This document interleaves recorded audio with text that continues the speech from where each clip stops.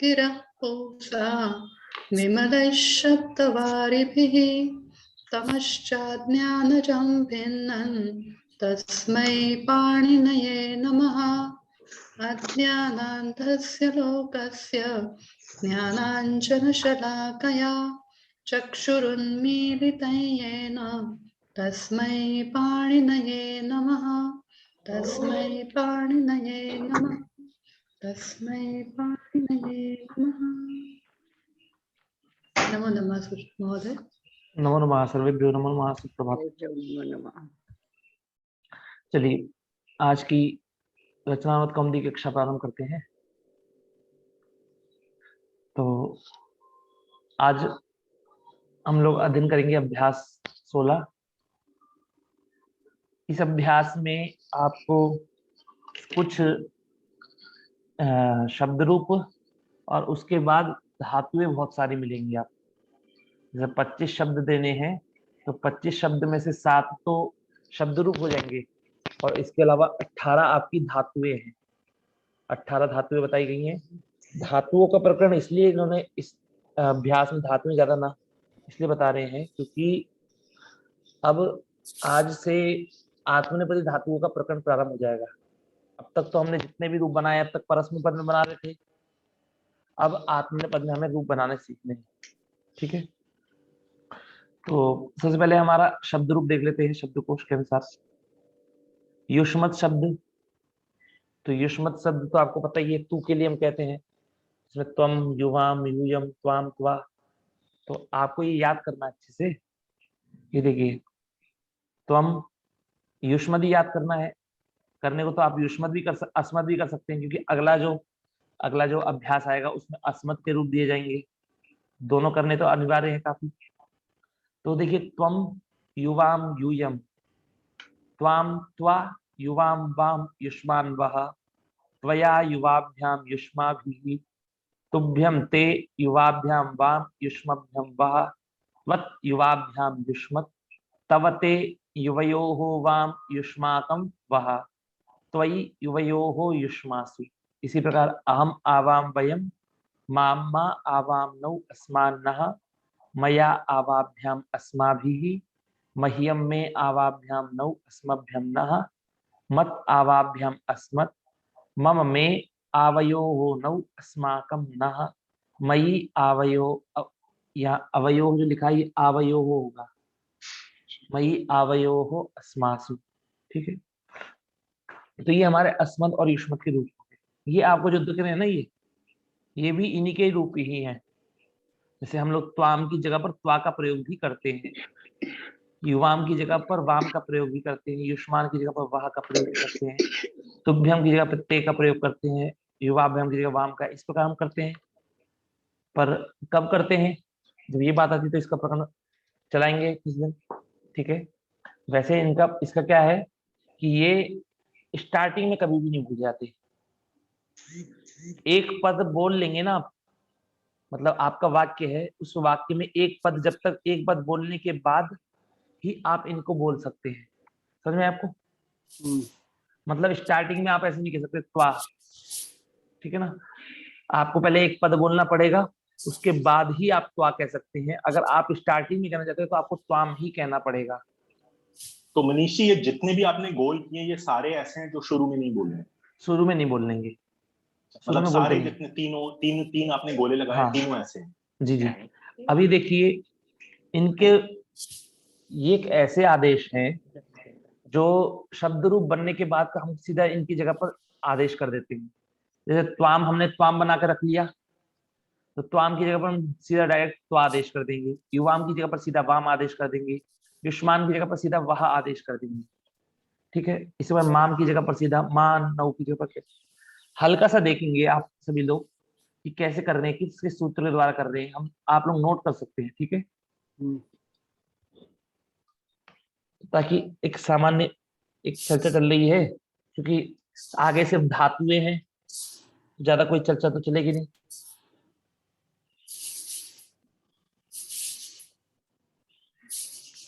युष्मदस्मदो षष्ठी चतुर्थी द्वितीयास्थयोर्वान नावौ। तो देखिए, कह रहा है युष्मद और अस्मद शब्द के लिए। किसके लिए कह रहा है? युष्मद और अस्मद के लिए। इन्होंने कहा षष्ठी चतुर्थी द्वितीया में द्वितीयस्थ जो शब्द है, मतलब द्वितीयस्थ जो शब्द है, मतलब जो बने हुए पद है ना हमारे, द्वितीया चतुर्थी षष्ठी चतुर्थी द्वितीया में जो पद बने हुए हैं, उन सब के स्थान पर क्या होता है? वाम और नौ आदेश होता है। वाम और नौ, कि जो वाम और नौ को मिल गई, वान नावऊ बना है द्वितीया के एक वचन, प्रथमा द्विवचन में। ठीक है, तो वाम और नौ। अब हमारे जितने भी शब्द हैं ये हमारे, ये देखिए, ये जो पहले मैंने मार्क किया ना, इन्होंने तो बस इतना ही बोला है कि हमको षष्ठी चतुर्थी और द्वितीया में वाम और नौ आदेश होता है। तो पहले हम सभी जगह पर वाम आदेश करने की प्राप्ति होगी। किसकी प्राप्ति होगी? वाम। इधर ये युष्मत शब्द में वाम की प्राप्ति होगी और अस्मत शब्द में नौ की प्राप्ति होगी हर जगह पे। पर आप कह रहे हैं कि यहाँ पर तो वाम है, केवल बीच वाली लाइन में ही वाम दिख रहा है और इधर भी बीच वाली लाइन में नौ दिख रहा है।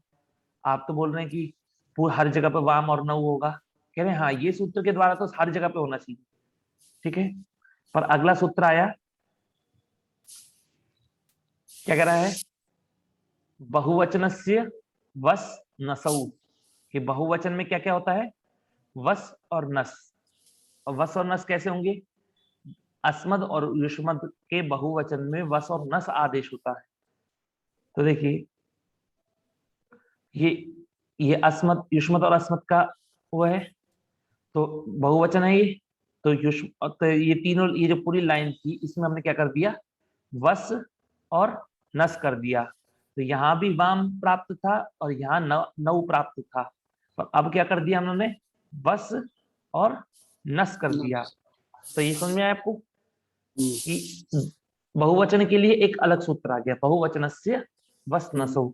नोट कर सकते हैं ताकि आपको कभी भी, ये 8-1-20 से सूत्र का प्रकरण प्रारंभ हुआ है। 8-1-20 से लेकर 4 सूत्र हैं जो ये कार्य करेंगे। अगला सूत्र है ते मया वेक वचनस्य।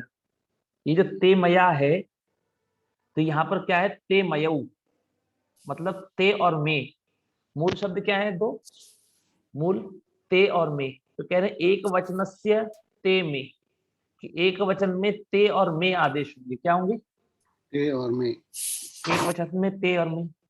तो कह रहे यहाँ तो एक वचन ही पूरा होता है कि नहीं होता है? पूरा ही एक वचन होता है, पूरा एक वचन। पर ते और मे तो हमें कहाँ करना है? द्वितीय चतुर्थी षष्ठी में करना है। तो यहाँ पर तो केवल चतुर्थी और द्वितीय में हुआ है। तो कह रहे हैं यहाँ पर वाम और नौ प्राप्त था पहले, उसको इन्होंने बांध के ते कर दिया, ते और मे। अब पूरी इस लाइन में ते और मे होना चाहिए, इस पूरी लाइन में। ठीक है, अब पर लेकिन द्वितीय में हमें ते और मे नहीं दिख रहा है। क्यों नहीं दिख रहा है? क्योंकि एक अगला सूत्र है हमारा, त्वामौ द्वितीयायाः। त्वामौ द्वितीयायाः, इसका मतलब त्वा और माँ। द्वितीय में क्या होते हैं? त्वा और माँ आदेश होते हैं। द्वितीय में क्या आदेश होते हैं? त्वा और माँ। तो अब ये पूरा हो गया कि नहीं हो गया बताइए? मतलब पहले वाम और नौ किया, उसके बाद हाँ, बहुवचन के लिए वस और नस आया, फिर एक वचन के लिए ते और मे आया, उसमें से फिर द्वितीय के लिए त्वा और माँ आया। तो इस प्रकार हमने ये सामान्य हमने समझ लिया। आपको इतना तो समझ में आ गया होगा, आदेश करने का काम है, कोई दिक्कत ही नहीं हुई आपको। इसलिए आपको समझाने की कोशिश करी मैंने कि इस कारण से हमारा ये आता है। ठीक है, तो अभी आप उदाहरण दीजिए ना, आपने नहीं उदाहरण कि डायरेक्ट नहीं यूज कर सकते हैं। नहीं, उसका मैंने बताया ना, उसका जब प्रकरण आएगा उस समय बताऊंगा मैं। ठीक है, अब चलिए, अब अपने उस पे चलते हैं। तो युष्मत शब्द हो गए हमारे।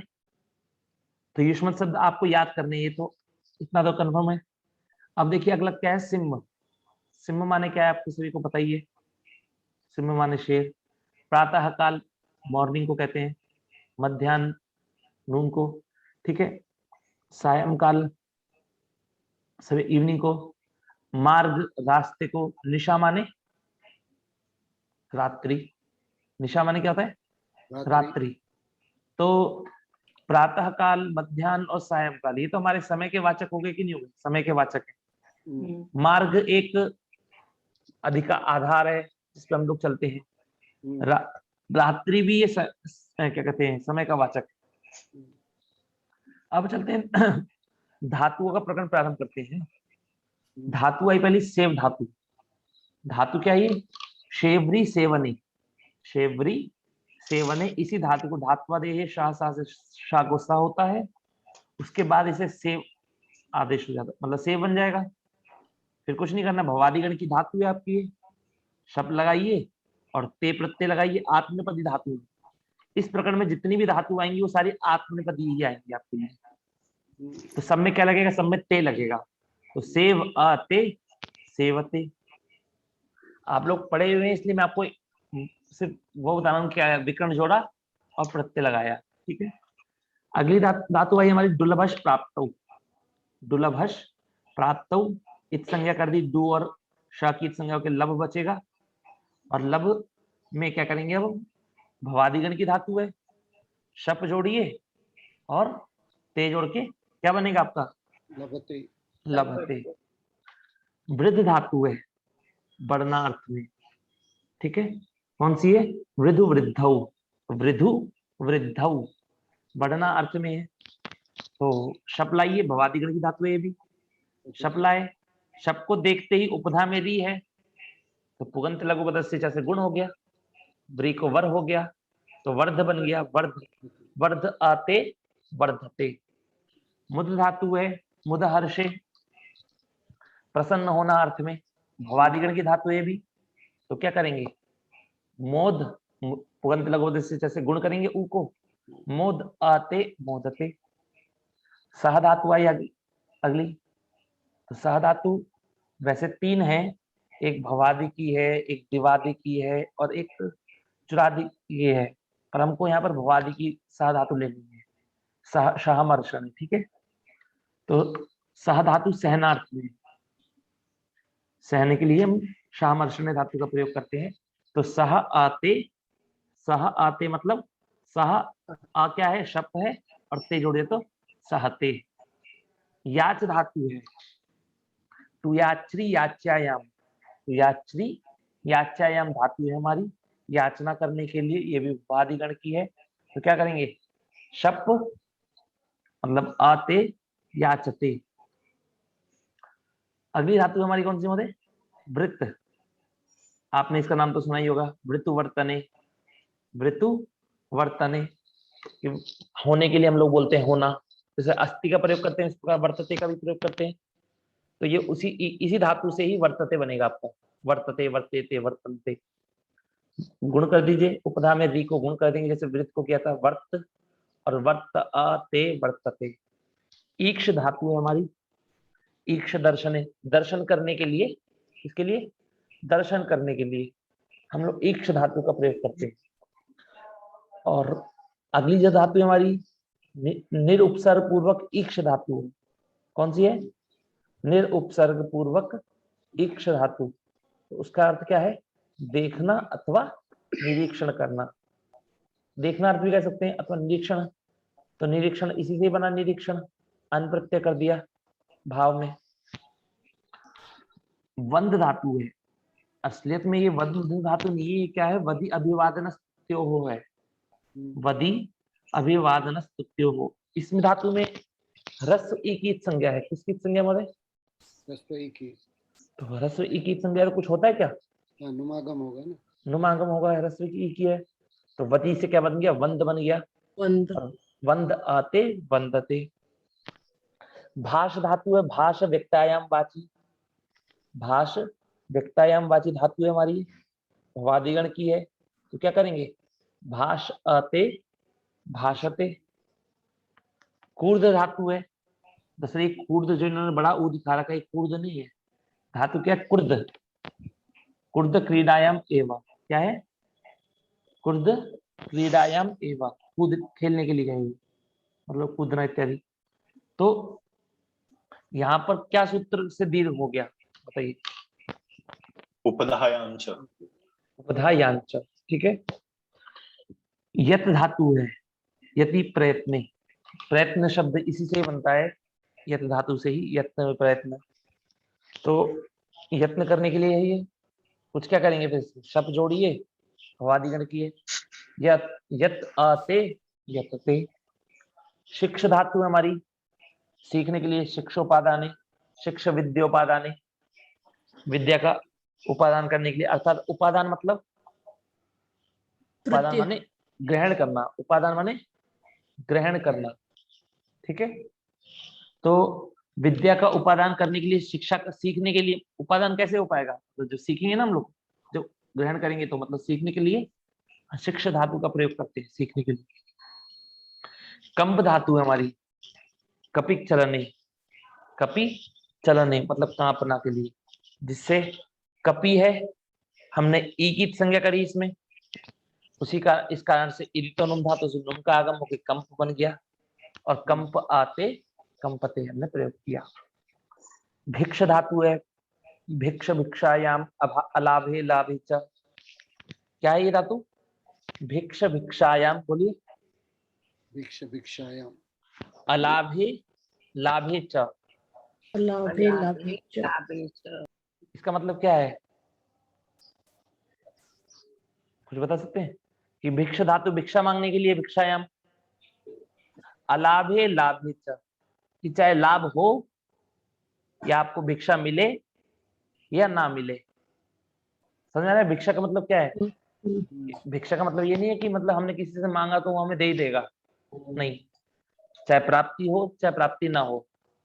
तो वही कह रहे हैं, भगवान भी इसलिए तो हम लोग कहते हैं भिक्षाम देही, अगर है तो दे दो, देना चाहती हो तो, नहीं देना चाहती तो मत दो, ठीक।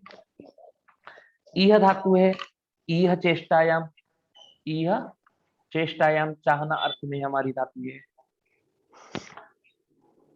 तो ईहाते, शब्द जोड़ दीजिए, ईहते बन जाएगा, भिक्षते ईहते।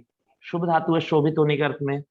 वैसे शुभ धातु 3 है, पर लेकिन केवल एक हमारी भवादी गण की धातु ही है जो आत्मनेपदी है, बाकी जो 2 गणों की धातु है वो परस्मै पद की है।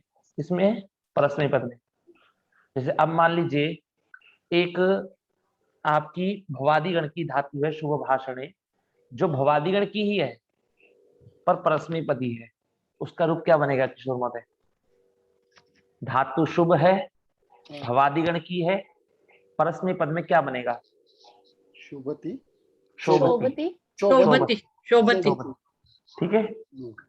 और एक शुभ धातु है शुभ दीप्तौ, भवादिगण की है और वो आत्मनेपद की है, तो क्या बनेगा? शोभते, शोभते। शोभते। एक शुभ शोभायाम धातु है जो हमारी तुदादिगण की है, कहाँ की है? तो उसका रूप क्या बनेगा? शुभति। वो परस्मै पदी है, तो शुभति, शुभति बनेगा, क्या बनेगा? शुभति, ठीक है। चलिए ये हमारा हो गया। अब रम धातु है, आप लोग जानते होंगे राम शब्द इसी से बनता है, कि जो रमन्ते योगिनो यस्मिन, जो योगियों के अर्थात सन्यासियों के जो मन में रमण करते रहते हैं, वो भगवान, वो कौन है? भगवान राम। उस व्यक्ति को नाम राम बोला गया है, जो रमण करता है उसको राम बोला गया है। और हम लोग लोक में तो हम लोग सीधा राम मतलब सीधा पुरुषोत्तम भगवान राम, ठीक है। रम क्रीडायाम धातु है हमारी भवादिगण की, तो इसलिए क्या बनेगा? रम आते रमते। चलिए ये हमारा धातु का प्रकरण पूरा हुआ मादे, हमने एक एक धातुएं देखी। अब इसके बाद हम लोग सिंह से लेकर मार्ग तक, सिंह से लेकर मार्ग तक सभी राम वत चलेंगे।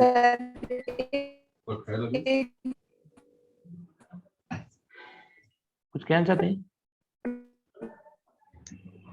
मेरे को आवाज नहीं आ रही मेरे को आपकी।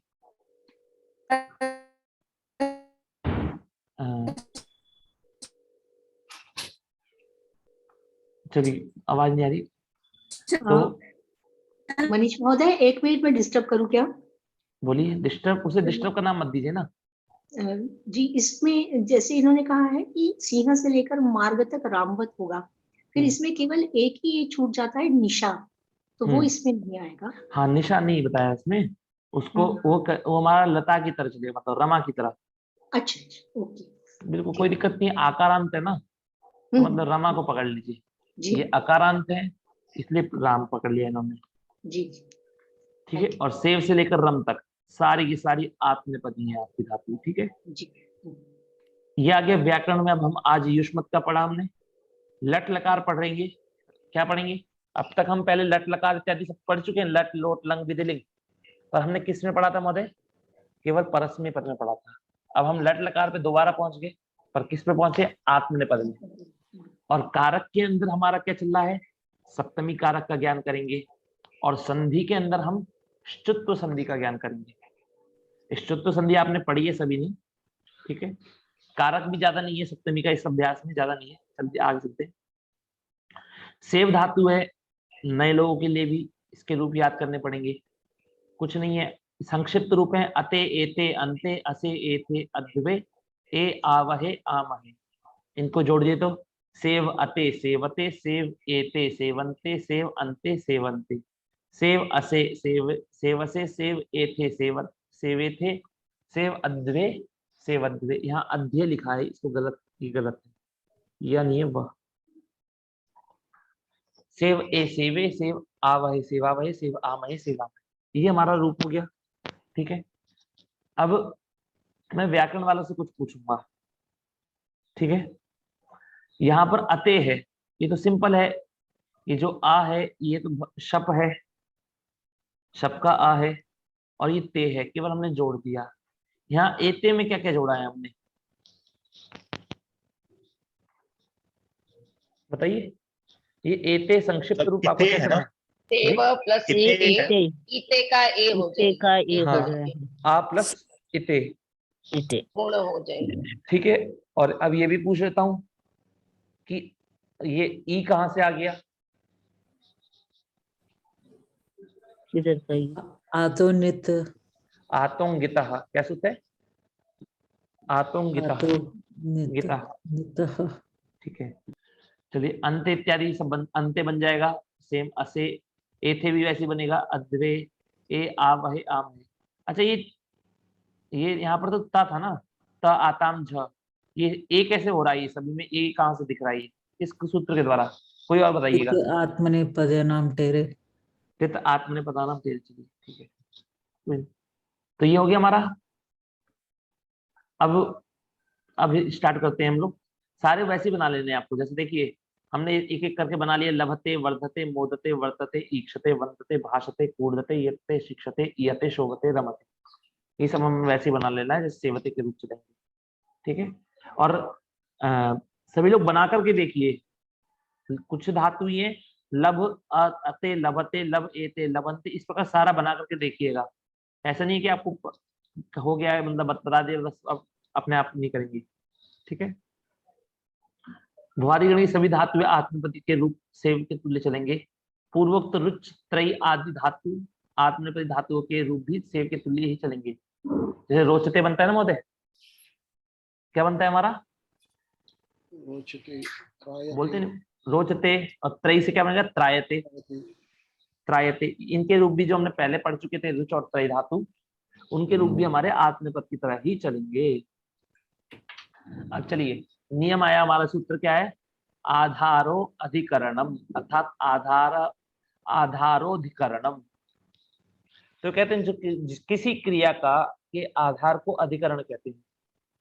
हम कोई भी क्रिया करने जा रहे हैं, कर रहे हैं, उस क्रिया का जो आधार होगा वो क्या है महोदय? हमारा अधिकरण, मतलब आधार है उसको अब इसका नाम अब से अधिकरण है। तो जहां पर या जिसमें वह कार्य किया जाता है, ठीक है। और ये तो सामान्य, कोई दिक्कत तो नहीं है ना? आधार किसे कहते हैं? जैसे मतलब हम एक क्या कहते हैं, हम सो रहे हैं, कहाँ सो रहे हैं? जमीन पर सो रहे हैं। तो जब जमीन पर सोएंगे तो जमीन हमारा आधार रहेगी, ठीक है। हम बेड पर सो रहे हैं तो बेड हमारा आधार रहेगा, ठीक है। हम पढ़ रहे हैं, कहाँ पढ़ रहे हैं? तो स्कूल में पढ़ रहे हैं, स्कूल में, तो स्कूल हमारा आधार है। घर में पढ़ रहे हैं, ऑफिस में पढ़ रहे हैं, तो ये सब चीजें आधार होती है हमारी। तो आधार में सब, आधार का नाम अधिकरण। और अधिकरण में कौन सी व्यक्ति होती है महोदय? सप्तमी। सप्तमी। सप्तमी अधिकरणे च, संधि होगी, इक्विवेलेंट से हो गया सप्तमी अधिकरणे में, तो बन गया आपका सप्तमी अधिकरणे च। अधिकरण कारक में सप्तमी होती है, अधिकरण कारक है इसलिए इसमें सप्तमी हो जाएगी। विद्यालये पठति, विद्यालय में पढ़ता है। पाठशालायाम उपाध्यायाः सन्ति, पाठशालायाम उपाध्यायाः सन्ति। ठीक है महोदय। ये कह रहे हैं नियम 64 भी देखो। नियम 64 क्या कौन सा था हमारा, यतश्च निर्धारणम। हमने जब पढ़ा था ना कि हमने बहुतों में से एक को छांटते हैं, बहुत लोगों में से एक को छांटते हैं, तो षष्ठी और सप्तमी करते थे ना हम दोनों। जब बहुत लोगों में से हम एक व्यक्ति को छांटते हैं तो षष्ठी और सप्तमी व्यक्ति करते हैं। जैसे हमने कहा कि छात्रों में राम श्रेष्ठ है या चतुर है, तो हमने पहले छात्रा नाम षष्ठी का बहुवचन कर लिया क्योंकि बहुत सारे छात्र हैं, और सप्तमी में कर लिया छात्रेषु, तो सप्तमी में भी प्रयोग किया। तो यहाँ पर सप्तमी में प्रयोग करने के कारण इसलिए कह रहे हैं कि सप्तमी के अंदर एक रूल और याद कर लेना, वो पढ़ चुके हो पहले आप, ठीक है। पर उसमें विकल्प से षष्ठी और सप्तमी होती है। विकल्प से नहीं मतलब मतलब विकल्प से ही आप कोई से भी कर सकते हो उसमें, ठीक है। अब आगे चलते हैं विषय में। विषय में अर्थात विषय में, बारे में, अर्थ में अगर ऐसे कोई भी शब्द होते हैं जिसके विषय में हम जानना चाहते हैं, जिसके बारे में जानना चाहते हैं, जिसके अर्थ के बारे में जानना चाहते हैं, ठीक है ना, तो उसमें कौन सी विभक्ति होती है महोदय? सप्तमी विभक्ति होती है, ठीक है। जैसे हमने कहा कि मोक्ष के विषय में इच्छा है, तो मोक्ष का विषय जो भी होगा वो मोक्ष के विषय में क्या है, उसमें क्या बोलेंगे? मोक्षे, सप्तमी विभक्ति का प्रयोग करेंगे। क्या करेंगे? सप्तमी का प्रयोग करके मोक्षे करेंगे। समय बोधक शब्दों में सप्तमी होती है। समय के बोधक शब्द कौन से हैं?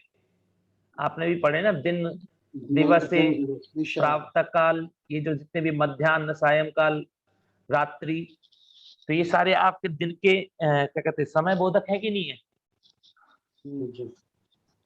ये आपके समय बोधक भी है। तो समय बोधक शब्दों में, क्योंकि जब हम कोई कार्य करते हैं तो उसका जो समय होता है वो आधार बनता है कि नहीं बनता है? आधार बनता है कि इस समय कर रहे हैं।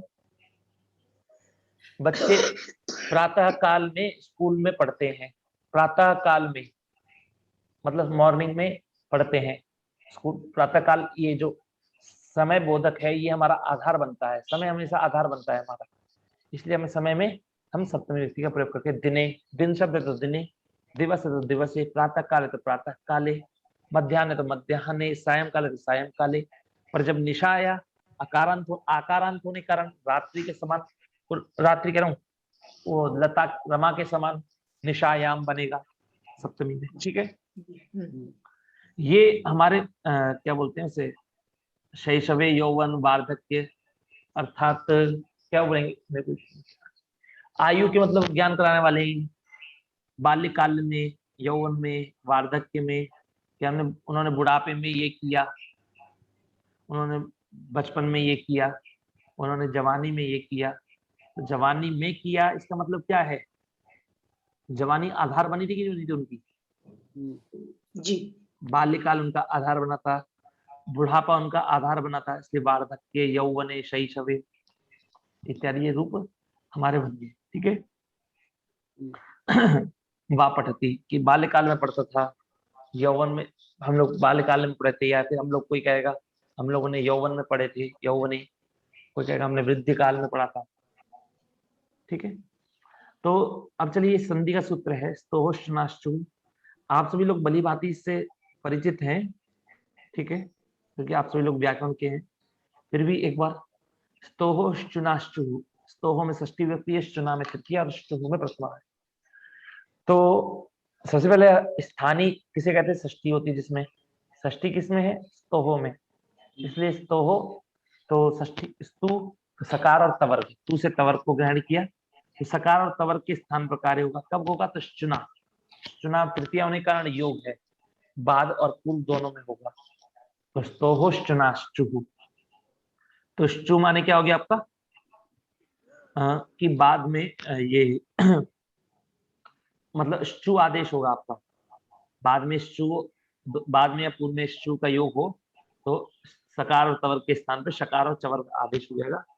जैसे रामस है, रामस में सा दिख रहा है आप सभी को, जो सा है, और बाद में चा है, तो ये चा चवर्ग में आता है, तो इसलिए हमारा हम क्या कर रहे हैं, सा के स्थान पर शाह कर देंगे। एक बात निश्चित है कि सा के स्थान पर शाह ही होगा, और ता के स्थान पर चा होगा, था के स्थान पर छा होगा, धा के स्थान पर जा होगा, धा के स्थान पर झा होगा, और ना के स्थान पर या होगा। ये बात निश्चित है, ये निश्चित है कि ये ऐसे होना चाहिए।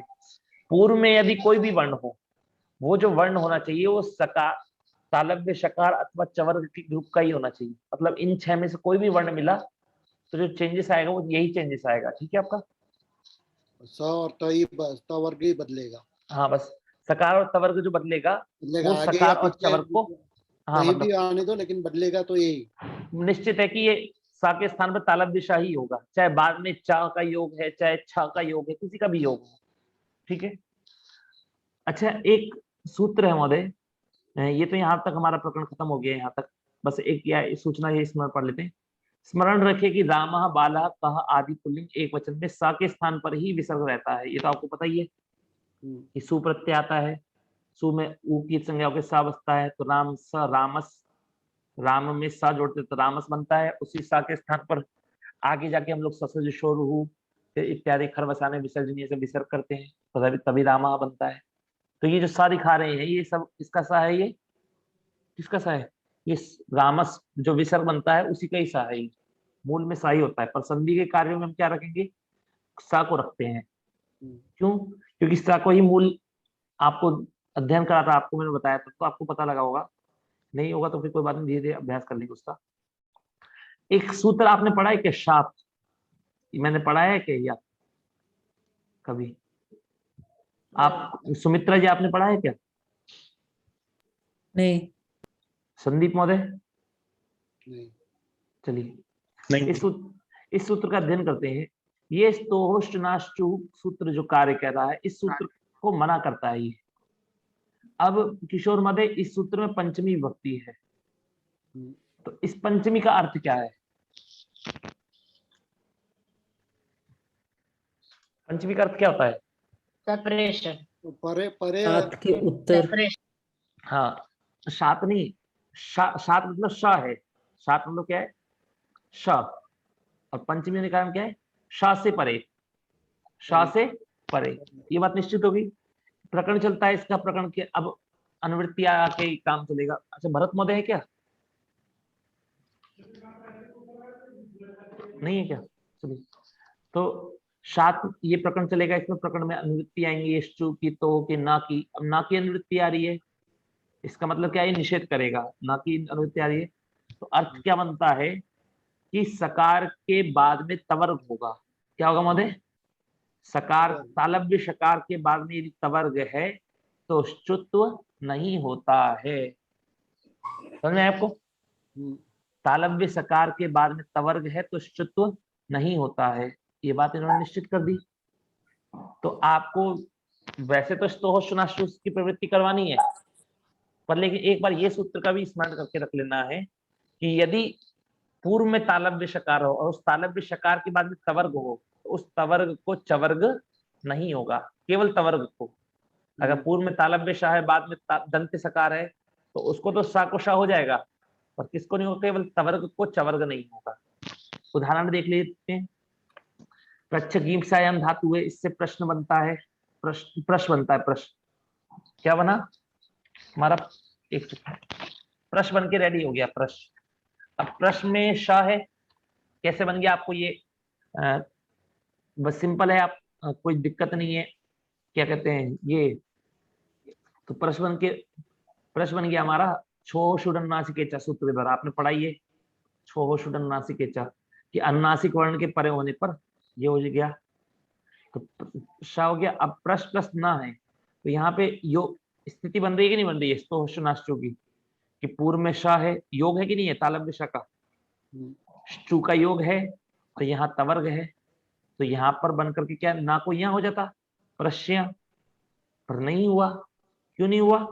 क्योंकि सात सूत्र ने मना कर दिया कि तालव्य शाह के बाद में ना को मतलब तवर्ग को चवर्ग नहीं होता है। इसी प्रकार अश प्लस ना है, अश प्लस ना ती अश्नाति। आप लोगों ने जब पढ़ा, ये पढ़ चुके हैं स्नाविकरण वाला प्रकरण, पर कभी विचार नहीं किया होगा, कभी विचार नहीं किया होगा कि तालव्य शाह का योग है तब भी ना कोई यहाँ नहीं हो रहा, तो इसी जी। कारण से नहीं हो रहा क्योंकि हमने शात सूत्र के द्वारा शाह के बाद में सवर्ग चवर्ग नहीं होता है। और ये हमारा आज का प्रकरण खत्म हो गया। समझ में आपको मतलब सभी को?